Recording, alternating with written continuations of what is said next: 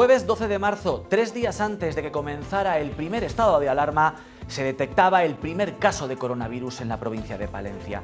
Ya se habían declarado más infectados, muchos en otros puntos del país, incluso en otras provincias de la región, pero un profesor de este centro, el Don Bosco de Villamuriel de Cerrato, era el primero de una larga lista en estas tierras. El origen pudo ser un encuentro salesiano en León. Ese mismo día este centro cerraba sus puertas y se procedía a una desinfección de las instalaciones. ¿Cómo están? Este resumen de este complicado año 2020 está marcado indiscutiblemente por la pandemia. Una pandemia que ha hecho estragos en la provincia de Palencia, al igual que el resto del país. Lola Rebolleda, ¿cómo estás? Sí, Álvaro, la provincia está tocada por la COVID-19, pero tiene ganas de superar ese bache. No obstante, también tiene la certeza de que será complicado tras un año muy intenso, muy difícil, el más complicado en las últimas décadas de la historia. Desde ese primer caso hasta la fecha se han registrado en Palencia más de 9.500 contagios, 9.500 casos confirmados con PCR o similar, a los que habría que sumar los cientos de enfermos que especialmente durante la primera oleada pasaron la COVID-19 en sus casas, sin que se les hiciera ningún tipo de prueba diagnóstica. Ha habido cientos de ingresos y en total en torno a 1.200 altas hospitalarias. Desafortunadamente no, el miércoles 25 de marzo, desde la 8 Palencia, dábamos cuenta del primer fallecimiento por coronavirus en la provincia. El exatleta Vicente de la Parte, hermano de Santiago de la Parte, se encontraba ingresado en la UCI del Hospital Río Carrión desde el 15 de marzo y con 64 años no pudo superar la infección. Venta de Baños, sus vecinos y sobre todo el mundo del deporte lloraban la marcha de este deportista que llegó a competir a nivel internacional. Ese 25 de marzo fue un punto de inflexión, era el primer nombre de una larga lista, un negro listado, un goteo de víctimas que no ha cesado a lo largo de todo este año 2020. Los datos son estremecedores y aunque las cifras son frías, esconden historias de padres, de hermanos, de hijos que en muchos casos se han marchado solos, sin la oportunidad de dar el último adiós a los suyos. Durante todo este año, como consecuencia de la pandemia, han fallecido solo en el hospital de la capital más de 160 personas. Esos son los datos oficiales. A ese listado habría que sumar los que perdían la vida en sus casas y los que murieron en los centros de personas de mayores. En nuestras residencias murieron al menos 350 usuarios con COVID confirmado y más de 200 con síntomas compatibles. Una lista que ha demostrado que el sistema no supo cómo hacer frente a este virus. Son los titulares, son los datos objetivos que nos dejaba la crisis sanitaria en Palencia. Datos que les hemos ido contando día a día de manera rigurosa, incluso en las semanas más duras del confinamiento. Queríamos demostrar entonces lo importante que era que ustedes estuvieran informados desde sus casas de lo que ocurría fuera en las calles. Durante esas primeras semanas también les acercamos el gesto más solidario y más bonito, el aplauso sanitario que resonaba fuerte en balcones y ventanas de todo Palencia. Aplausos que reconfortaban a un sector tocado pero protegido, que no dejaba de contagiarse, pero que luchó como nunca lo había hecho para salvar vidas y demostró ser el pilar de un sistema que estaba más débil de lo que en principio se creía. El año 2020 será difícil de olvidar. Comenzó como cualquier otro, pero a mediados de marzo todo cambió. Lo hizo en todos los aspectos de la vida. La COVID-19, una enfermedad que veíamos muy lejana, pronto formó parte de nuestro lenguaje diario, una pandemia que ha cambiado nuestra forma de relacionarnos y que ha tenido un impacto generalizado en todos los sectores. El que lo ha vivido en primera línea, el que lo ha sufrido y lo ha enfrentado cara a cara, ha sido el sanitario. La pandemia sacó a la luz las debilidades de un sistema que pensábamos era uno de los mejores del mundo. Pronto lo comprobaron los sanitarios. La falta de equipos de protección individual, los llamados EPIs, marcó el inicio de la pandemia. Los profesionales denunciaron en numerosas ocasiones que estaban desprotegidos frente al virus. A pesar de todo, estuvieron al pie del cañón, doblando turnos y dejándose la piel. Una tarea que en marzo contribuyó a que los contagios entre los sanitarios fueran muchos. La falta de material como mascarillas o batas se suplió gracias a la solidaridad de la ciudadanía y de las empresas. De forma altruista hicieron uso de sus habilidades o adaptaron sus sistemas de producción para uniformar a los sanitarios. Uno de los puntos débiles en los hospitales fueron las unidades de cuidados intensivos. Las UCI llegaron a estar al completo en varias ocasiones, por lo que fue necesario ampliar camas en otros espacios. En los momentos más críticos de la primera ola se llegaron a duplicar las camas estructurales. Ante el creciente número de pacientes con necesidad de ingreso, el SACIL se hizo cargo durante los primeros meses de la gestión de centros privados como el Hospital Recoletas. También cedieron sus instalaciones otras instituciones como el Centro Asistencial San Juan de Dios, que habilitó un pabellón para atender a enfermos COVID.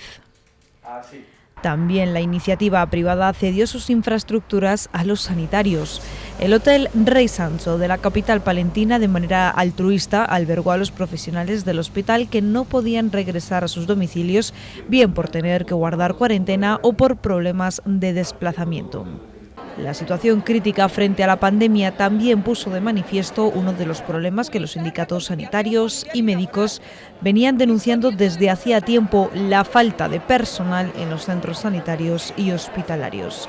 Incluso se habló de pedir ayuda a médicos y enfermeras jubiladas, todos ellos dispuestos a volver a primera línea de fuego para ayudar a sus compañeros. Con la sanidad totalmente colapsada, se empezaron a realizar las primeras pruebas de detección. Era imposible acceder al interior de hospitales o centros de salud, por eso se habilitaron carpas donde los profesionales de enfermería comenzaron a hacer pruebas PCRs sin descanso. También carpas a las puertas del hospital para poder atender a los pacientes COVID, para separarlos así del resto de los enfermos y evitar posibles contagios. Se restringió al máximo la atención presencial. La mayoría de las consultas quedaron suspendidas durante la primera ola. Operaciones y pruebas fueron aplazadas también en los centros de salud. De hecho, en la mayoría la actividad presencial ha quedado reducida al máximo y todavía a día de hoy no se ha recuperado. Eso derivó en una nueva forma de atención. Los médicos comenzaron a pasar consulta por teléfono y eso provocó que de nuevo, sobre todo en el medio rural, los vecinos salieran a la calle para protestar. Se sentían abandonados al tener el centro de salud cerrado y al encontrarse lejos del hospital de referencia. Fueron los peores meses de la pandemia, con un sistema sanitario completamente colapsado. Había un único objetivo: ganar la batalla contra el coronavirus. Sin embargo, con el paso de los meses se vio que aplazar pruebas diagnósticas, suprimir la atención presencial, provocó que otras enfermedades quedaran ocultas, quedaran sin el diagnóstico temprano necesario para poder curarse, y se dieron cuenta cuando fue demasiado tarde. Cánceres en estadios muy avanzados sin posible cura, tumores que habían avanzado sin piedad a la sombra de la pandemia de la COVID-19. Todo ello generó un clima de crispación tal que hubo que lamentar intentos de agresión a personal sanitario por parte de los pacientes, incluso por sus acompañantes, al no permitírseles la entrada a las consultas. El funcionamiento del Hospital Río Carrión dio un giro de 360 grados. De hecho, a finales de año se inauguró la nueva UCI para aliviar la carga asistencial de la unidad de cuidados intensivos, aunque insisten desde el centro y desde los sindicatos, el problema es que no hay suficiente personal para atender a tal cantidad de pacientes. Nada todavía a día de hoy ha vuelto a ser como antes. Dentro del complejo hospitalario han sido los celadores los que se han sentido más castigados. Por eso, durante los meses de verano convocaron concentraciones en todas las ciudades del país para exigir ser considerados personal de riesgo, igual que sus compañeros, ya que de lo contrario siempre serían los últimos de la cadena hospitalaria y los últimos en recibir, por ejemplo, material de protección, pese a estar en contacto directo con los pacientes infectados. Su demanda finalmente fue escuchada y atendida. Un 2020 en el que además surgió una figura sanitaria de la que nunca antes habíamos escuchado hablar: los famosos rastreadores. Su labor, casi propia de una película, ha sido fundamental para romper las cadenas de contagios. En general son profesionales de enfermería los que se les ha formado de manera específica y que pasan su jornada laboral ayudando a los pacientes COVID a recordar todos sus últimos pasos, sus últimos movimientos, sobre todo en las últimas 48 horas, para poder avisar a cualquier contacto directo de que debía guardar cuarentena y esperar a que Sanidad le realizara la prueba PCR para saber si se había o no contagiado. El año terminó con la imagen más esperada durante todo el 2020, con la imagen de la esperanza. Cuando apenas quedaban 4 días para poner punto y final a este año, comenzó en Valencia la campaña de vacunación contra la COVID-19. Se empezó por los mayores de las residencias de ancianos. En concreto, los primeros en recibirla en todo Castilla y León fueron los internos de la residencia de mayores de Cebico de la Torre.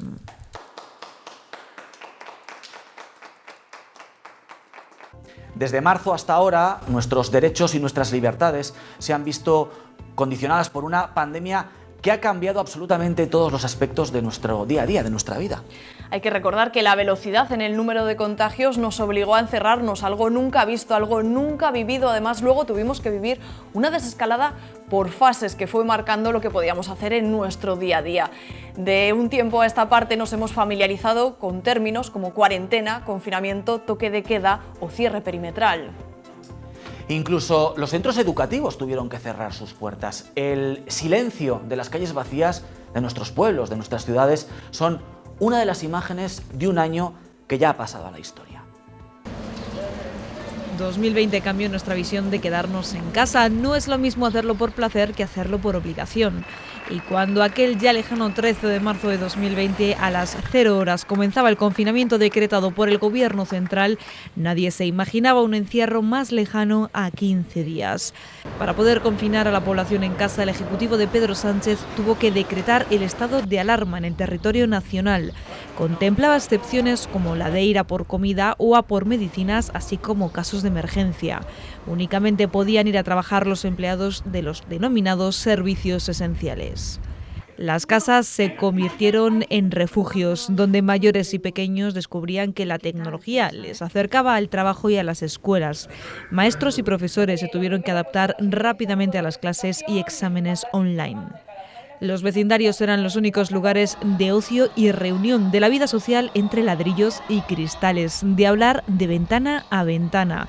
A las 8 tocaba el homenaje sanitario, un aplauso de reconocimiento a los que luchaban contra el virus en primera línea de fuego, pero en algunos barrios antes había otras actividades comunales con las que distraer la dura realidad de fondo. Incluso pocas calles se libraron de tener un vecino DJ, profesional o no, que animaba a los mandos de la música algunas de las horas de los largos días de encierro.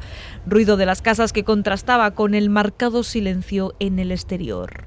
En las calles, agentes de policía o incluso militares del ejército patrullaban para controlar el cumplimiento de las estrictas normas marcadas por el estado de alarma. Militares que ayudaban también en la desinfección de las residencias. Vimos a la UME desinfectar en estos centros, labores que realizaban también desde la Junta con la ayuda en el medio rural de cuadrillas puestas en marcha por la Diputación, quienes se encargaban también de limpiar en las calles. En la ciudad, las calles las limpiaba Urbaser. Las residencias fueron los lugares más tocados por el virus en la primera y la segunda oleada. Los mayores y sus cuidadores se convertían en los otros héroes de la pandemia junto a los sanitarios, combatiendo contra el miedo y la soledad. Llegábamos a abril con la vigencia del estado de alarma, pero con algunas licencias. Comenzaba la desescalada, 4 fases que había que superar para desembocar en esa nueva normalidad. Cada fase marcaba una serie de actividades y de número de personas que se podían reunir. Marcaba también el aforo de tiendas, bares, restaurantes, centros comerciales o teatros. Una desescalada que en Castilla y León acabó siendo por zonas básicas de salud. Y llegó el día 26. Podían salir los menores de 14 años a la calle acompañados con un adulto y tan solo 1 hora al día. No fue hasta a partir de mayo cuando se permitió la salida para pasear o el deporte no profesional a la población en general. Si bien se establecieron unas franjas horarias para que los mayores no coincidieran con el resto de la población. Mayo fue también el mes en el que impusieron la mascarilla como obligatoria salvo excepciones. A partir del día 21 es difícil encontrar una imagen en la calle diferente a esta. Mascarillas que vivieron, por cierto, 2 bajadas de precio. En abril, el Gobierno fijaba un precio máximo de 96 céntimos por cada una de las quirúrgicas, mientras que en noviembre ese precio descendía hasta los 72 céntimos por unidad tras la reducción del IVA. Pero volviendo al relato de la desescalada, encontramos que la nueva normalidad llegaba para todo el territorio nacional el 21 de junio. Un verano más o menos normal dentro de las restricciones. En julio reabrían las escuelas infantiles municipales con susto incluido porque la Cres Sanz tuvo que cerrar sus puertas al confirmarse un caso positivo de una de las alumnas. Tras la recuperación volvieron al centro previa desinfección por parte de los bomberos. Y llegaba septiembre con la vuelta a los colegios e institutos previa desinfección que ponía a prueba a los equipos docentes y al alumnado que habían sabido organizarse y aprender a convivir respetando las nuevas medidas de higiene. Realidad colegial aparte, la pandemia seguía dejando datos preocupantes durante finales de septiembre y principios de octubre, lo que obligaba a volver a las medidas de control. El cierre perimetral de la comunidad llegaba a finales de octubre con el toque de queda que marcaban a las 10 de la noche. Medidas que amparaba el segundo estado de alarma decretado por el Gobierno central, que dejaba en manos de las administraciones autonómicas tomar otra serie de medidas. El de Castilla y León volvía a cerrar la hostelería el día 6 de noviembre e iba permitiendo abrir por provincias según la situación epidemiológica de cada una de ellas. Una situación que llevó a la hostelería al límite. De hecho, desde la plataforma de hosteleros de Palencia amenazaron con abrir en el puente de diciembre, algo que finalmente no hicieron al permitirse abrir las terrazas en esas fechas. La apertura del interior llegó el 11 de diciembre. Mientras, el Gobierno central fijaba unos baremos máximos para la celebración de las fiestas navideñas que cada comunidad podía adaptar a su realidad.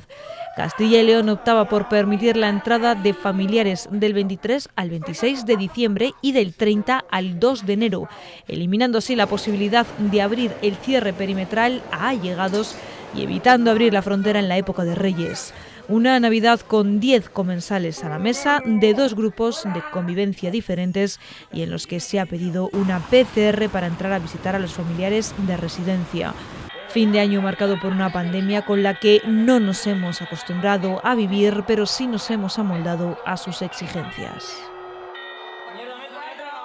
La del coronavirus es una crisis sanitaria, social, pero también económica. Los principales paganos han sido los hosteleros, pero no podemos olvidarnos tampoco de los propietarios de los gimnasios y de las agencias de viajes en un año económicamente muy difícil, casi sin beneficios. Los lugares de ocio y encuentro social han sido los considerados como más peligrosos durante la pandemia, donde el riesgo de contagio se multiplicaba. Por eso han sido los primeros en cerrar y también los últimos en abrir, y cuando lo han hecho se han visto condicionados por las continuas restricciones. Además, les ha sido muy difícil sacar, como decíamos, beneficios, incluso algunos han tenido que cerrar. Por este motivo salieron a las calles para pedir a las administraciones única y exclusivamente que les dejaran trabajar y que se les compensara económicamente con ayudas por haber mantenido durante tanto tiempo sus locales cerrados a cal y canto. El SOS del sector hostelero es otro de los titulares de este año que termina. Uno de los sectores más afectados por las restricciones han sido los hosteleros. Se han sentido criminalizados, no se han cansado de repetir que ellos no son los causantes de los contagios, que cumplen con las medidas de seguridad y que su cierre no ha hecho más que propiciar los botellones o las fiestas privadas en domicilios. Se imaginan tener que pagar impuestos, la cuota de autónomos, el alquiler del local y la nómina de los trabajadores sin tener absolutamente ningún ingreso. Esa era la pregunta que lanzaban ya desde el sector en Semana Santa, cuando afrontaban las primeras vacaciones estando cerrados. Desde entonces no han dejado de pedir, o más bien suplicar ayuda. Poco a poco empezaron a organizarse, también a nivel nacional. El verano les dio un ligero respiro, pero no para los establecimientos de ocio nocturno y discotecas. Esos desde entonces y todavía a día de hoy siguen completamente cerrados. La crisis sanitaria obligaba a los hosteleros a renovarse y muchos de ellos tuvieron que adaptar sus espacios creando improvisadas terrazas. El Ayuntamiento de la capital concedió 276 licencias e incluso se les permitió ocupar lugares que hasta entonces estaban destinados a aparcamientos. El problema llegó entonces para los 32 a los que se les denegó el permiso y que denunciaron sentirse discriminados. La primera gran manifestación llegó en agosto, cuando en las calles vimos un apoyo masivo a los hosteleros de ocio nocturno y discotecas. Más de 1.600 personas salieron a la calle de madrugada para protestar por las restricciones impuestas desde la Junta. La Asociación de Hosteleros advertía ya que esta situación estaba poniendo en peligro la supervivencia de muchos negocios. De poco les sirvió porque en noviembre la Junta decretó de nuevo el cierre de la hostelería en toda la comunidad. Fue entonces cuando vimos en Palencia a hosteleros completamente desolados, con lágrimas en los ojos, cerrando sus bares y restaurantes sin saber cuándo podrían volver a abrirlos. Fue entonces cuando se empezaron a suceder protestas por toda la provincia. Vimos cómo salían a la calle los hosteleros de Guardo, de Aguilar o de Saldaña. También en la capital, los hosteleros se concentraron en la Plaza Mayor para lanzar un mensaje claro a las administraciones. Necesitaban ayudas directas y a fondo perdido. Necesitaban no pagar el alquiler del local mientras el bar estuviera cerrado y necesitaban poder aplazar pagos de impuestos o autónomos. Protesta a la que siguió días después una multitudinaria manifestación por las calles de la ciudad y en la que no solo participaron hosteleros, sino también otros autónomos obligados a cerrar. Desesperados y a la vista de que ninguna administración escuchaba sus demandas, optaron por organizar una gran marcha familiar hasta Correos. Allí entregaron su carta a los Reyes Magos con un único deseo: que se les dejara volver a trabajar. No fue hasta el Puente de la Constitución cuando la Junta anunció que podían abrir, pero solo las terrazas, y los palentinos respondieron. Pese a las temperaturas gélidas de esos días, fue difícil encontrar alguna mesa libre en alguna de las terrazas de la ciudad. Como decíamos, el de la hostelería no ha sido el único sector tocado, casi hundido por los émbites de esta pandemia. Pues no, porque también apuntábamos a los gimnasios, agencias de viajes, pero también ludotecas, autónomos en general, comerciantes han luchado y siguen luchando por mantenerse a flote en unas circunstancias muy difíciles. De hecho, tanto aquí como en el resto del país ha habido un efecto dominó del que no se ha librado prácticamente nadie. Incluso las grandes factorías, excepto las agroalimentarias, pero sí también las vinculadas al motor, como es el caso de Renault, se han visto heridas y mucho por este virus que se ha colado también en lo económico. Sin embargo, este 2020 también ha sido muy complicado para otros sectores, como por ejemplo las agencias de viajes. En cuanto llegó la pandemia, vieron cómo las reservas empezaban a cancelar. Pidieron que los viajes previstos no se anularan de forma definitiva, sino que se pudieran aplazar a otro momento, pero la incertidumbre, las malas previsiones y el miedo provocaron que la inmensa mayoría de los clientes anularan sus planes y pidieran la devolución del dinero. A ellos ni siquiera el verano les dio un respiro porque, en general, se optó por destinos nacionales para las vacaciones y con estancias de muy pocos días. Eso también lo notaron los hoteles. Ellos pudieron seguir abiertos durante el estado de alarma, pero sin apenas clientes. Solo aquellos servicios esenciales que viajaban por trabajo. Tanto fue así que algunos, como el Rey Sancho de la capital, optó por hospedar a sanitarios que estuvieran en contacto directo con el virus y no quisieran poner en riesgo a sus familias. En general ha sido un año muy difícil y con muchas pérdidas económicas para todo el autónomo y el pequeño comercio. Estos últimos sí pudieron permanecer abiertos en el mes de noviembre, pero reconocían que al estar cerrados los bares también se notaba menos movimiento en las calles y eso se traducía en menos compras y eso terminaba de rematar su situación económica después de haber estado cerrados también durante el estado de alarma y seguir manteniendo ciertas restricciones de aforo. Tampoco se cansaron de repetir que comprar en el pequeño comercio es seguro. Era su única forma de competir con las ventas por Internet que se han disparado estos últimos meses. De hecho, tanto han crecido que Zara anunció a finales de año el cierre de la única tienda que tiene en Palencia, en plena calle Mayor. Las principales afectadas, las más de 20 trabajadoras que el grupo tiene en Palencia. Y junto a todos ellos han sufrido mucho los gimnasios y centros deportivos. Han pasado prácticamente todo el año cerrados y sufriendo restricciones similares a las implantadas por los hosteleros. Tanto es así que cuando en noviembre se volvió a decretar su cierre, muchos optaron por reinventarse y sacaron el deporte a la calle para poder seguir trabajando e impartiendo sus clases, esta vez sobre el asfalto. Todas estas complicaciones se tradujeron en que en tan solo un año Palencia perdió 131 autónomos. En total se sitúa en los 13.055 con una caída interanual del 1%. La crisis sanitaria repercutió también en los datos del paro. En los últimos 12 meses se han destruido casi 1.500 puestos de trabajo en Palencia y solo en el último mes 113 palentinos han perdido su empleo. Sin embargo, en el otro lado de la moneda tenemos a los sectores vinculados a la alimentación. Empresas palentinas como Siro o Gullón incrementaron sus ventas este 2020. Tanto es así que Gullón, por ejemplo, incorporó a su plantilla 100 nuevos trabajadores para asegurar el abastecimiento. La galletera palentina, que ya empleaba a 1.500 personas, experimentó un pico de consumo de sus productos de hasta el 50% más durante las primeras semanas de confinamiento por el denominado efecto de llenado de despensa. En la actualidad se ha mantenido entre un 5 y un 10% por encima de lo habitual.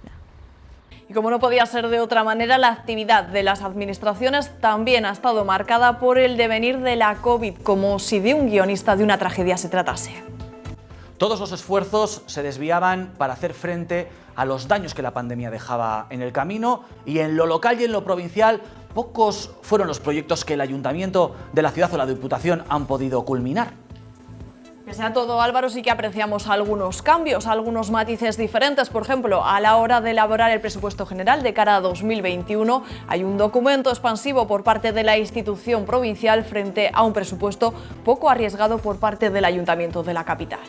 Hay otros asuntos, como el problema de la calle Jardines, a resolver entre ambos, en el que hay en juego muchos millones de euros, que sigue durmiendo el sueño de los justos. En cambio, sí que se ha avanzado en otros proyectos de ciudad, aunque polémicos, como es el caso de la reforma del Parque de los Jardinillos.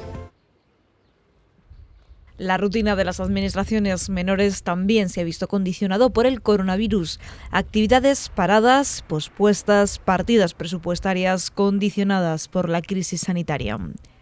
Aún así, ha habido algunas excepciones, obras que seguían su senda a pesar de las circunstancias. En el Ayuntamiento, uno de esos trabajos ha sido el de la reforma de Jardinillos. Comenzaba 2020 con el coleo de las propuestas en contra de esa tala, encabezadas por el colectivo Una Silla, Una Manta, Un Libro, y con algunas escasas voces discordantes que se mostraban públicamente a favor de la decisión. Continuaba la polémica en la calle y en los órganos de gobierno, hasta que en mayo el colectivo acudía a los tribunales para pedir que se acabase con esa tala de esos 73 árboles. Mismo mes que se adjudicaba, por cierto, la obra de reforma a Ferrovial. Comenzaban los trabajos a la espera de una resolución judicial y con el compromiso de no tocar los árboles hasta que hubiera una sentencia firme. En julio, el Juzgado de lo Contencioso Administrativo número 1 de Palencia tomaba la decisión de paralizar la tala cautelarmente. Nada se ha vuelto a saber desde entonces, por lo que el desarrollo de la obra sigue su curso, prescindiendo hasta la fecha de la tala de árboles. Reforma que en octubre abrió a los medios de comunicación para dar a conocer que avanzaba a buen ritmo y que en abril de 2021 podríamos disfrutar de nuevo de ese espacio verde, puerta de entrada a la ciudad para los viajeros de ambas estaciones. Y también en el capítulo de obras con polémica está la decisión de reformar los entornos de la dársena del Canal. Desde el equipo de gobierno han puesto en marcha la tramitación del PERI de ese lugar. Hablan de levantar viviendas, pero también de mejorar las conexiones. Si bien ya anunciaban en mayo que no era un trámite sencillo y que tardarían al menos un año en iniciar las obras. Tras trascender esa intención, llegaban las protestas de palentinos que se constituían en la plataforma bajo el nombre Salvemos la Dársena. Se oponen a la construcción de viviendas y equipamientos públicos junto a la vía fluvial. Y cerca del río nos quedamos porque lo que sí que han comenzado son las obras de los entornos del Carrión, un plan integral de recuperación de la ribera cuya primera fase ya ha finalizado y que a través de los fondos europeos SEDUSI busca potenciarlo como un lugar de paseo a pie y también de bicicleta.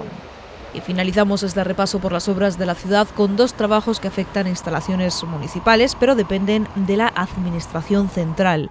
Hablamos del Lecrac y de la Tejera. En el primero de los casos se arreglan ya las cubiertas para evitar las goteras, mientras que en el futuro centro de congresos solo se habla de un anuncio. El Ministerio de Fomento asegura que firmará el convenio con el Ayuntamiento, la Diputación y la Junta para reformar este edificio que se va a convertir en un espacio multiusos cultural y social. Un proyecto que estará terminado, según dicen ahora, en 2023 y que supondrá una inversión de 5,3 millones de euros. Obras aparte, la de servicios sociales ha sido una de las áreas que más ha estado en el punto de mira dada la situación social provocada por la crisis sanitaria. Con el confinamiento se tuvieron que reorganizar muchos de los servicios para acercarlos a los domicilios. Por ejemplo, al cerrar los centros de día, las personas que comían a diario en esos lugares tenían que recibir el menú en su casa. Las críticas llegaban porque recibían un día la comida para varios. Además de las protestas porque tras la desescalada y la vuelta a la normalidad no iba acompañada de la apertura de estos lugares. Desde el consistorio se defendían asegurando que habían reforzado todos los servicios de atención que ofrecían e incrementaron los menús generales y escolares para hacer frente a las nuevas necesidades. Además, en Navidad pusieron en marcha 2 programas para evitar que mayores y dependientes estuvieran solos durante esas fechas tan señaladas. También hubo tiras y afloja para las ayudas a la Universidad Popular. En un principio, la UPP no iba a recibir las ayudas del ayuntamiento correspondientes al primer estado de alarma por no haber tenido cursos presenciales. Finalmente, y tras las medidas de presión social, sí que se consiguió que les ingresaran ese dinero. Y antes de abandonar la crónica municipal pura, hacemos parada en los presupuestos de la ciudad de 2021. 83 millones de euros de un documento elaborado por el equipo de gobierno de Partido Popular y Ciudadanos y que contó con el respaldo de Vox. Presupuesto en el que hay ayudas para emprendedores y un plan de empleo, además de iniciativas para impulsar el consumo, insuficientes para Partido Socialista y Ganemos y realistas para el equipo de gobierno. En un primer momento, Diputación y Ayuntamiento acordaron sendas partidas para ayudar a los empresarios y autónomos a pagar los intereses de los créditos ICO concedidos por el Gobierno central. En esto fueron de la mano. En otros asuntos hubo más tensión entre ambas administraciones. Uno de esos conflictos fue el de la calle Jardines, un asunto en los tribunales a la espera de que se ponga fin a una situación heredada que se arrastra desde hace 10 años. El Ayuntamiento debe 25 millones de euros de la cesión por parte de la Diputación de la calle para abrirla al tráfico. El otro asunto que les ha distanciado sí que se cerraba durante el año. Hablamos del convenio para que los bomberos profesionales de la capital pudieran actuar en la provincia. Tras reuniones intensas llegaba la solución en el mes de julio. 220.000 euros es lo que debe pagar al año la Diputación al Ayuntamiento por este servicio. Así, los bomberos profesionales actuarán en 14 municipios próximos a la capital y en el resto cuando sean sucesos de elevada peligrosidad. Aún así, el consistorio capitalino deberá aprobar una ordenanza municipal que regule exactamente el precio de cada intervención. Tiene 2 años para hacerlo. El tiempo que dura este nuevo convenio firmado, por cierto que la Diputación ha aprobado en pleno sacar la convocatoria de 6 plazas para bomberos profesionales que trabajarán junto a los voluntarios en los parques comarcales. La institución provincial también ha visto cómo cambiaban sus planes tras la crisis sanitaria, intentando seguir con las acciones que la COVID-19 permitía. Entre los puntos destacados de ese 2020, la renovación del servicio de atención a domicilio o intentando que mirásemos hacia las oportunidades del medio rural tras el confinamiento.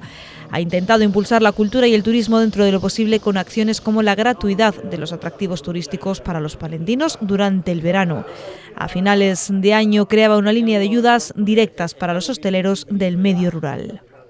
La Diputación va a contar en 2021 con un presupuesto de más de 73 millones de euros en los que servicios sociales, empleo y el impulso al medio rural son algunas de las líneas de un documento del que aseguran está completamente ajustado a la realidad, esa que ha condicionado a las administraciones durante todo el año 2020. El sector agrario y ganadero es el que, pese a las dificultades, podríamos decir que ha salido reforzado. Se ha puesto de manifiesto lo fundamental de su trabajo y se evidenció que gracias a ellos durante los meses de confinamiento más duros no nos faltó nada en nuestras despensas. Hicieron el mayor de los esfuerzos pese a arrancar el año con tractoradas, exigiendo que se les tuviera en cuenta. Con respecto a la cosecha, año de rendimientos medios. Un año de luces y de sombras, así ha sido el 2020 para el campo, un año complicado que comenzaba con agricultores y ganaderos en la calle, protestando por la falta de rentabilidad, la criminalización del sector y para reclamar además una PAC justa. Fue la primera vez que todas las organizaciones agrarias aunaron fuerzas, es la primera vez que veíamos esta imagen juntas, remando en la misma dirección. Pusieron en marcha una serie de manifestaciones hartos del trato recibido y de la imagen que se estaba proyectando de la agricultura y de la ganadería. Sin embargo, la crisis sanitaria y el confinamiento paralizaron las protestas. Tuvieron que volver al trabajo para garantizar el abastecimiento de alimentos a la población durante el estado de alarma. Sin embargo, el cierre de la hostelería dejó claros afectados. Los ganaderos, que vieron cómo era imposible dar salida especialmente a productos cárnicos como el lechazo. Por eso, diferentes campañas de publicidad lanzadas desde la Junta de Castilla y León, también desde las organizaciones agrarias, animaron a los palentinos a consumir los productos de nuestra tierra, productos de una gran calidad y con todas las garantías. Animaron sobre todo en las fechas navideñas a consumir, por ejemplo, lechazos de la tierra. Además, las organizaciones agrarias denunciaron que mientras se ponían trabas para producir aquí, se permite la entrada de productos de fuera que no tienen que cumplir con los estrictos requisitos que se imponen en nuestro país. Además, exigen un etiquetado más transparente para que el consumidor tenga claro dónde se han alimentado los animales que consumen. También la patata, desde que empezó la pandemia, se está viendo perjudicada por el cierre de la restauración, especialmente los cultivadores del norte de la provincia de Palencia, por tratarse de una patata destinada al consumo. Y malo ha sido también el 2020 para el sector remolachero. Es uno de los cultivos más perjudicados, con solo 1.200 hectáreas frente a las 8.000 sembradas en los años buenos. Los ataques del Gobierno de España con el impuesto del azúcar y la campaña en contra del consumo por parte del Ministerio están poniendo, aseguran, la puntilla al que fue el cultivo estrella en la provincia. En el otro lado de la moneda tenemos al cereal, con una cosecha de 1.400.000 toneladas en 300.000 hectáreas cultivadas, una cifra que supone un 40% más sobre la media de 1 millón registrada en los últimos 10 años. Sin embargo, la incertidumbre por los bajos precios emborronó durante meses la alegría de las buenas producciones, aunque tras el verano se fueron recuperando. El año fue también bueno para los forrajes en la provincia más productora de alfalfa de secano de España, en torno a la cual gira una industria de 5 plantas transformadoras con vocación exportadora. También en el sector de oleaginosas ha tenido una gran importancia el girasol, con 40.000 hectáreas sembradas, no así la colza, con dificultades para repuntar y ampliar las 1.500 hectáreas. Un año en el que no faltaron las críticas por la gestión política, especialmente por la negociación de la nueva PAC del periodo 2023-2027. Críticas que después de la pandemia, en época de Navidad, se recuperaron. Desde el sector insisten en que va a ser la peor de la historia, que va a tener menos presupuesto, más obligaciones y no beneficia al agricultor porque no se le permite producir lo que sí se permite comprar a terceros países. Por eso, y aunque quedaron aparcadas durante los meses más duros de la pandemia, las reivindicaciones del sector agroganadero siguen vigentes, pues la crisis sanitaria demostró, aseguran, que el campo es esencial, que la sociedad tiene que comer, y por eso lanzan una pregunta. ¿Qué hubiera pasado si nos hubiéramos visto obligados a importar alimentos por no poder producirlos aquí en España? Por eso, más que nunca, insisten desde nuestro campo, agricultores y ganaderos, es momento de cuidar lo nuestro, de cuidar sectores esenciales.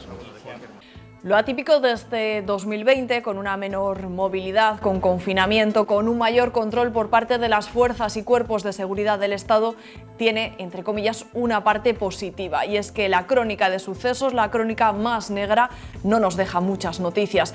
Aún así, vamos a hacer un repaso por los accidentes de tráfico más destacados, por algunos incendios que saltaron a primera plana de la prensa local, como el de Siro, o por algunos sucesos como la desafortunada muerte de una osa en la montaña palentina por un disparo accidental. El 2020 no empezó bien para Palencia en clave de sucesos. La provincia saltó a la palestra de la actualidad nacional un fatídico 10 de febrero, cuando la policía detuvo a una joven pareja de 23 y 29 años por haber arrojado a su hijo recién nacido al río Carrión en una bolsa de deporte a la altura de Usillos. El cadáver del bebé 7 mesino se encontró después de una intensa noche de búsqueda, ya que la pareja ofreció diferentes versiones sobre el paradero del bebé para intentar despistar a la policía. Finalmente fueron los bomberos los encargados de sacar la bolsa del fondo del río. Inmediatamente y tras una llegada a los juzgados en medio de insultos, abucheos y al grito de asesinos, el juez decretó prisión comunicada y sin fianza para la pareja y ya fue trasladada a la cárcel de Villanubla en Valladolid y él a la de Dueñas. La autopsia preliminar determinó que el bebé estaba vivo en el momento en el que lo arrojaron al río. Sin embargo, apenas 4 meses después se concluyó que la pequeña ya había nacido muerta y el juez dejó en libertad a la pareja. Fue un suceso que conmocionó a la sociedad palentina y más cuando no habían pasado ni 2 semanas cuando se supo que otra mujer había tirado a su bebé a la basura después de practicarse un aborto. Durante días se buscó el cuerpo sin éxito en el vertedero de la ciudad.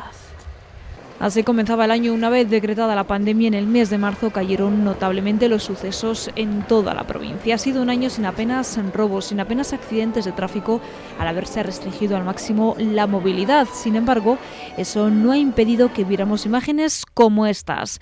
Así, suspendido de un puente quedaba este vehículo tras un accidente en el término municipal de La Pernía. Los 5 ocupantes fueron rescatados y el turismo no cayó ladera abajo gracias a la sujeción de la bionda. La conductora, una joven de 20 años y vecina de Vizcaya, dio positivo en alcoholemia. Lo que la crisis sanitaria no consiguió ni siquiera al incrementarse el teletrabajo fue que se redujeran los accidentes laborales. El último ocurría hace tan solo unos días, cuando un transportista fallecía al caerse a un foso lleno de agua en una lavandería industrial de venta de baños. También en esa localidad, en marzo, un trabajador de Cerealto Siro Foods perdía la vida con tan solo 43 años al golpearse con una amasadora mientras la limpiaba. Apenas 2 días después, otro hombre moría en DS Smith, la antigua fábrica de Europac en Dueñas, tras precipitarse de la cubierta de la factoría donde realizaba labores de reparación. Un fatídico 2020 que no terminaba ahí, ya que en verano un agricultor fallecía tras ser arrastrado por un tractor en Baltanás. Un año que sí que ha sido tranquilo en cuanto a los incendios. A pesar de que se esperaba una temporada complicada, únicamente hubo que lamentar el fuego que en agosto arrasó más de 300 hectáreas en Tabanera de Valdavia y que ha sido el mayor incendio de la provincia desde 2012. Las llamas también se desataron una vez más en el almacén de la empresa Tuero en Venta de Baños, una nave que ya había sido arrasada por el fuego hasta en 2 ocasiones a finales de 2019. No ha sido la única infraestructura que ha sufrido este año, porque a principios de 2020 conocíamos una noticia que, como si de un presagio se tratara, nos adelantaba todo lo que estaba por venir este año, y es que después de 5 siglos en pie, se derrumbaba parte del puente romano de Saldaña, una de las principales vías de comunicación, sobre todo para quienes viajan en dirección a Guardo. No fue hasta julio cuando este histórico puente pudo reabrirse al tráfico, aunque poco duró la alegría, porque no habían pasado ni 5 meses cuando de nuevo sufrió un importante desprendimiento tras la colisión de un camión. Y un año que despedimos que nos deja malas noticias también para la fauna animal de la provincia. Una osa fue abatida por un disparo en la Reserva Regional de Caza de Fuentes Carrionas. Al parecer, el cazador la confundió con un jabalí. Ahora se investiga lo sucedido e incluso la Junta ha anunciado que se va a personar como acusación particular para depurar cualquier tipo de responsabilidad, ya que el oso pardo es una especie protegida y el ejemplar asesinado era una osa reproductora que amamantaba al menos a una cría. Un osedno que se cree la acompañaba en el momento del disparo. En general, no ha sido un año fácil en la montaña palentina. Muchos optaron por hacer excursiones al aire libre, sobre todo en verano, para evitar las aglomeraciones, por ejemplo, de la playa, pero lo hicieron sin ser conscientes de sus límites o sin conocer el terreno. Eso ha provocado que este 2020 se hayan disparado los rescates de montaña, no solo a personas, sino también a animales, a mascotas que iban con sus dueños, pero sufrían una lesión y no podían emprender el camino de vuelta. Y también en Valencia, como en el resto del país, este 2020 ha sido el año en el que la presión vecinal centraba sus esfuerzos en desalojar viviendas que habían sido ocupadas de forma ilegal. La primera vez fue en la urbanización de Los Olmillos, en Villamuriel de Cerrato. La vivienda era propiedad de un banco y debido a la tensión fue necesaria incluso la intervención de la Guardia Civil. Lo mismo ocurría poco después en Grijota, aunque en este caso la vivienda sí tenía propietario, y provocó que los vecinos se organizaran para patrullar y evitar que se volviera a repetir. Además, este año la crisis sanitaria y el confinamiento han provocado que se acentúen los niveles de aislamiento de las personas mayores. Ha crecido la inseguridad, el miedo a pedir ayuda y eso ha provocado que se disparen los fallecimientos en soledad, como le ocurrió a un hombre de 63 años en Paredes de Nava. Cuando lo encontraron en el interior de su domicilio, llevaba muchos días muerto. Sus vecinos no habían dado la voz de alarma porque, aunque hacía tiempo que no lo veían, lo habían achacado al confinamiento. La pandemia obligó a la suspensión de todo tipo de actividades festivas y tradicionales, y es que el mundo de la cultura ha sido otro de los grandes damnificados en esta crisis sanitaria. Pese a todo, se celebraron unos sanantonines alternativos con actos reducidos y también con un homenaje a víctimas y sanitarios que teñía de luto la Plaza Mayor de la capital a finales de agosto. Pese a todo, este 2020 sirvió para calentar motores e ir avanzando en algunos de los hitos que van a marcar este año 2021 que comienza, como por ejemplo las Edades del Hombre, con protagonismo indiscutible de Carrión de los Condes, el Año Santo Jacobeo o la conmemoración del 7º centenario de la construcción de la Catedral de Palencia, de la Bella Desconocida. Lo que no avanza casi en absoluto es el nuevo hospital de Palencia. Sigue acumulando retrasos, esta vez por la suspensión del contrato con la empresa adjudicataria. Acumula retrasos, como decimos, y lo hace en un tiempo en el que es más necesario que nunca. Las calles completamente vacías son el gran reflejo de la crónica social de 2020, el año de las mascarillas y del 1,5 metros de distancia, el año sin sanantolines, suspendidos y sustituidos por una programación cultural que tuvo en el gran homenaje a las víctimas del COVID su punto álgido, emotivo y estético. Ocupó en el corazón de los palentinos el lugar que tradicionalmente ocupaba el pregón popular y el jefe de urgencias del Caupa, Gonzalo Ibáñez, apeló a la responsabilidad de los palentinos tras superar la parte más dura de la pandemia. Un año extraño en el hospital, y no solo por esta crisis sanitaria sin precedentes, sino también por el abandono de las obras por parte de la constructora del nuevo hospital. La Junta de Castilla y León rescindió el contrato con la empresa constructora apenas unos meses después del comienzo de las obras. Un brote de COVID obligó además a cerrar la escuela de enfermería y a suspender las prácticas en el hospital en el mes de octubre, en un año en el que la falta de médicos llevó al norte de la provincia de nuevo a manifestarse de forma reiterada la dificultad para cubrir los puestos de médico en Barruelo de Santullán o la plaza de pediatra en Guardo. Tras 2 años con la plaza vacante, en este caso, puso en pie de guerra a muchos vecinos de la zona. También ha sido el año en el que Castilla y León y Cantabria firmaron el acuerdo gracias al cual 12.000 palentinos de la zona norte podrán ser atendidos en el Hospital Tres Mares de Reynosa.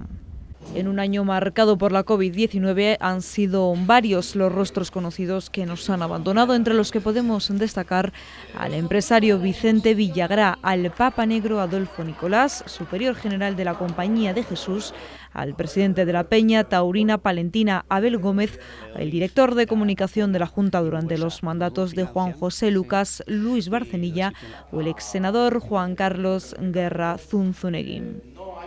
Al igual que los sanantolines, fueron muchas las fiestas patronales canceladas a lo largo y ancho de toda la provincia, dejando algunas de ellas imágenes de celebraciones civiles que se viralizaron al ser denunciadas por su irresponsabilidad. En el apartado cultural destaca especialmente ese anuncio de la celebración en 2021 de las Edades del Hombre en Carrión de los Condes. Será sede junto a Burgos y Sahagún. A lo largo de los últimos meses conocimos además el cartel promocional de la exposición en un año muy difícil para la cultura. También 2021 nos dejará la celebración del 7º centenario de la Catedral de Palencia, que estrena además iluminación interior.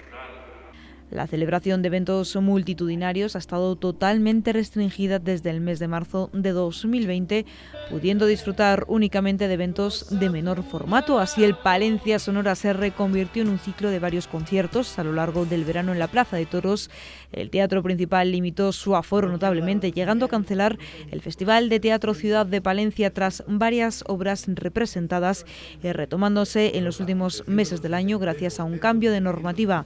Tampoco pudo celebrarse la Semana Santa Palentina, la Pedrea del Pan y el Quesillo, así como un gran número de eventos y pruebas deportivas. Lo que sí que pudo celebrarse fue la Muestra de Cine Internacional de Palencia, que concluyó a primeros del mes de marzo, premiando al cortometraje Zapatos de tacón cubano. Terminamos, como siempre, con el capítulo deportivo en el año más complicado que se recuerda para absolutamente todas las categorías. Lola. Sí, porque ellos también vieron suspendidas sus competiciones, aplazadas indefinidamente. En algunos casos también hubo aplazamientos por contagios COVID. Vieron también limitado el uso de las instalaciones deportivas sin público, afectados tanto los deportistas profesionales como también los deportistas amateur de la provincia. En el capítulo de reconocimientos, pues los premiados en la primera gala del deporte palentino sin público y con mascarilla. El COVID paró en seco todo el deporte, individual y de conjuntos. 6 o 7 meses después, dependiendo de las modalidades, se reanudaban las competiciones con las medidas de seguridad adecuadas que llegaron tarde y mal y generaron mucha confusión, y todavía con la incógnita de cómo se van a desarrollar y si podrán llegar a su finalización. La primera alarma COVID la dio el atletismo. El 29 de enero, la Federación Internacional decidió suspender el Mundial de Pista Cubierta que se iba a celebrar en China del 13 al 15 de marzo. Concretamente en Arkín, a más de 500 kilómetros del foco de la pandemia. Wuhan.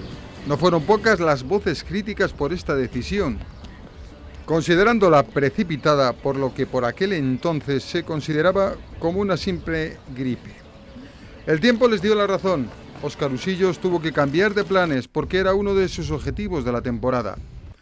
Tras tomar parte en un par de reuniones en Valencia y Polonia y con unas molestias en el pie, decidió poner punto y final a la temporada de invierno, sin participar en el Nacional Indoor. Tras la suspensión en cadena de las competiciones al aire libre, decidió poner fin a toda la temporada. No quiso tomar parte en el Campeonato de España para centrarse en una campaña 2021 en la que tiene como objetivo los Juegos Olímpicos de Tokio, que se han aplazado un año por la pandemia.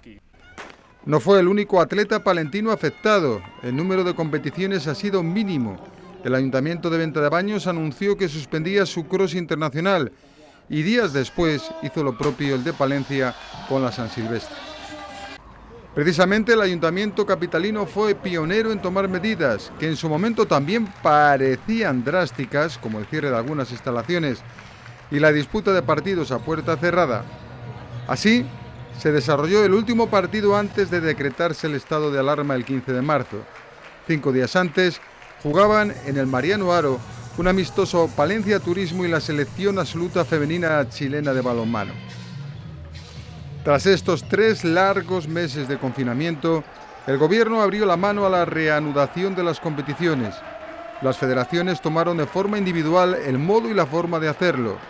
En una gran mayoría, con algunos matices, se decidió dar por finalizada la temporada, no habiendo descensos de categoría para la campaña 2020-2021.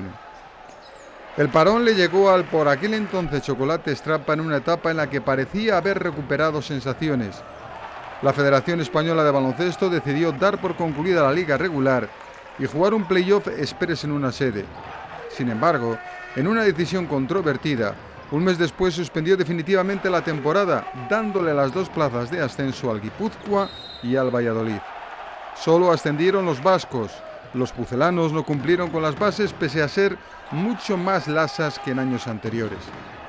La directiva del Palencia Basket decidió acogerse al ERTE para la plantilla y cuadro técnico desde el mes de marzo hasta la finalización de sus contratos. Como sucedió en una gran parte de las competiciones, el hecho de no haber descensos y las fechas recortadas obligó a un cambio de formato de la competición del E-Foro, dividiéndola, en este caso, en 2 subgrupos. Al Club Morado le correspondió el llamado de la muerte, donde busca meterse entre los 5 primeros para luchar por el ascenso. Diseñó el nuevo proyecto con Carles Marco, al que ofreció la renovación, pero el catalán dejó plantado al equipo y firmó por el Girona.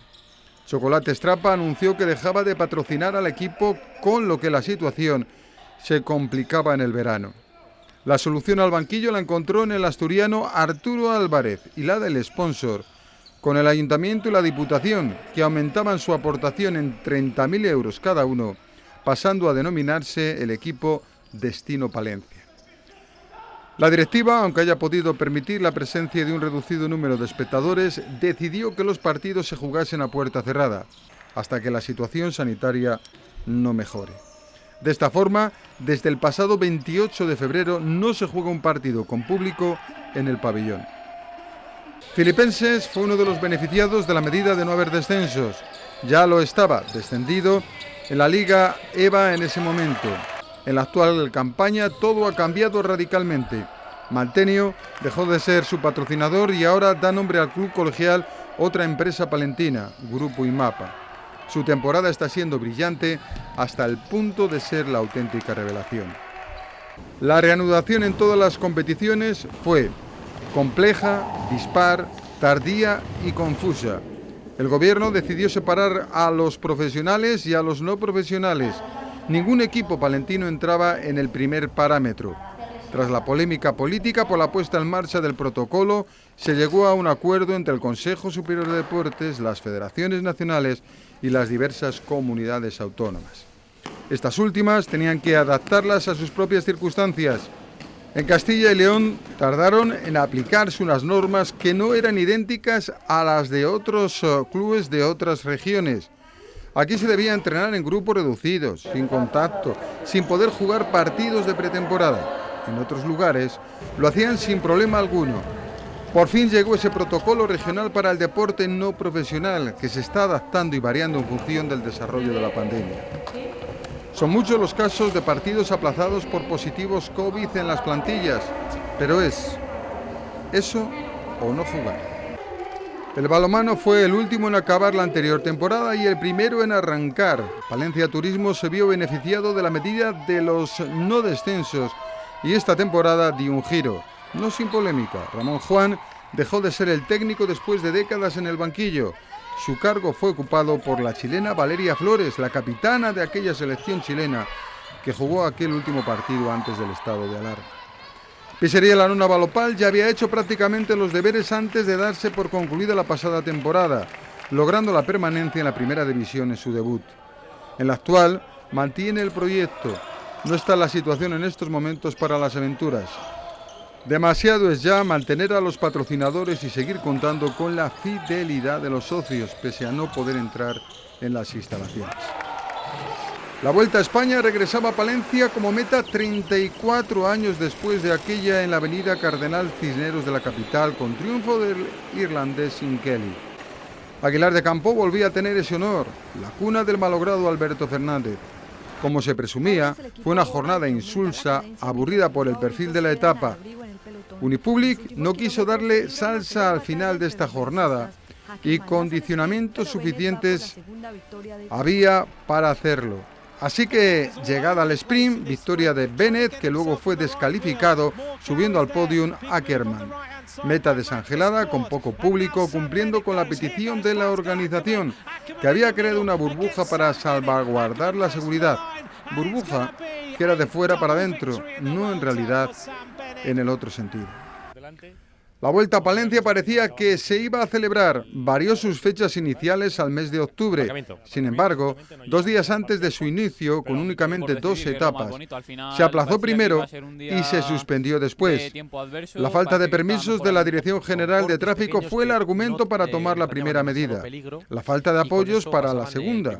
En el trasfondo, una polémica entre los componentes del club organizador, el Montaña Palentina, y un fuerte déficit de la edición anterior. El parón de la Liga le llegó al Palencia Cristo Atlético en plena progresión, luchando por la 4ª plaza del playoff. El Becerril, en una segunda vuelta excepcional, ya había hecho los deberes estando a un paso de la permanencia. No se sabía cómo se iba a dar por finalizada la temporada con la resolución de los ascensos. Se optó de forma conjunta a nivel nacional por un playoff express con los 4 primeros clasificados en el momento de la suspensión, por lo que los capitalinos se quedaron sin esa opción. En julio, la Balastera abrió sus puertas para la disputa de ese playoff como terreno neutral, logrando el ascenso el Zamora. El Palencia Cristo Atlético ha dado un giro de tuerca más. Dentro de sus posibilidades ha formado un plantel que lucha por el ascenso a la reformada Segunda División B, que pasa a tener 2 categorías. El Becerril se hizo más fuerte con fichajes acertados, pero la continua suspensión de partidos por positivos COVID, propios o de sus rivales, le han provocado situarse en una delicada situación en la tabla. En estos momentos tan delicados, también en el plano económico, sorprende el Palencia Club de Fútbol de la Primera Regional, que pasará a ser Sociedad Anónima Deportiva. El grupo inversor, que posiblemente se haga con la mayor parte de las acciones, ya ha puesto de manifiesto sus intereses y proyecto con la configuración de una plantilla impropia de esta categoría y con Balta al frente, técnico con una dilatada trayectoria que llegó a entrenar a la Unión Deportiva Salamanca en Primera División. Deporcir Guardo Fútbol Sala, en el momento de la suspensión, ocupaba plaza de playoff de ascenso, pero decidió renunciar a ella por no garantizarse la seguridad suficiente. Poco antes de esa fase se conocía la marcha de su entrenador, Eloy Alonso, al Barok Teplic de la República Checa. Fue relevado por Javier Uceda, que lidera un proyecto interesante buscando subir un escalón más. Acaba el año como líder de su subgrupo de la Segunda División B. La pena fue la eliminación copera. Fisiorrelat Palencia Rugby Club vivió la temporada más larga. Al igual que en el resto de los deportes, tuvo que parar por el estado de alarma. La territorial decidió no declarar ganador de la fase regional de la Liga Norte, pero le otorgó al cuadro morado, que tenía en su mano el título regional, la posibilidad de jugar la fase de ascenso a División de Honor B, que se jugó en octubre. En el terreno neutral de San Amaro, en Burgos, eliminaba al Llanerense, convirtiéndose en el campeón de la Liga Norte. En el partido por el ascenso, caía en ese mismo escenario ante la única Rugby Taldea Navarro. Pese a todo, sobresaliente temporada. El Palencia 2020 pasa a llamarse Palencia 2022, una nueva generación de jóvenes promesas lideradas, de momento, por Ricardo Maldonado. El argentino palentino ha sido elegido seleccionador nacional absoluto y hasta que se le encuentre un relevo en la concentración permanente, sigue compaginando ambas facetas. En la Superliga, el Palencia 2022 tuvo un contratiempo con hasta 7 jugadores dando positivo COVID, todos ellos ya recuperados. Víctor Rodríguez sigue acumulando internacionalidades con la selección absoluta y títulos con el Club Voleibol Teruel. Por fin se pagó la deuda con 2 ilustres deportistas palentinos, Sergio Asenjo y Alberto Fernández. El portero del Villarreal fue elegido mejor deportista de la provincia tras completar otra temporada enorme. El malogrado ciclista aguilarense fue premiado con el galardón de toda una vida al deporte, 36 años después de su muerte. Justo reconocimiento al mejor ciclista de su época, a principios de los 80, y uno de los mejores deportistas palentinos de la historia. En la gala del deporte palentino, sin público, fueron también premiados Discóbolo Sport como mejor entidad colaboradora y por otro lado, el Palencia Rugby Club como mejor entidad deportiva. Bueno, pues hasta aquí este resumen del año, un año para olvidar que se cerraba con un rayo de esperanza. Con esa luz al final del túnel que supuso la llegada de la vacuna. Muy satisfecho y muy contento por haberse elegido el primero. Y además que he confiado siempre en ello y lo he hecho con mucha ilusión y con esperanzas de que podamos mejorar, porque esto es la leche. Pues con esa esperanza, con esa ilusión que nos transmite Aureo, el primer vacunado de Castilla y León, les despedimos. Y lo hacemos deseando que de verdad este sea el principio del fin de esta pandemia que tantos problemas nos ha traído a lo largo de todo este ejercicio. Lo hacemos también, como siempre, dándoles las gracias por su confianza y con un compromiso, el de seguir informándoles con rigurosidad y cercanía a lo largo del próximo año que arranca. Hasta entonces.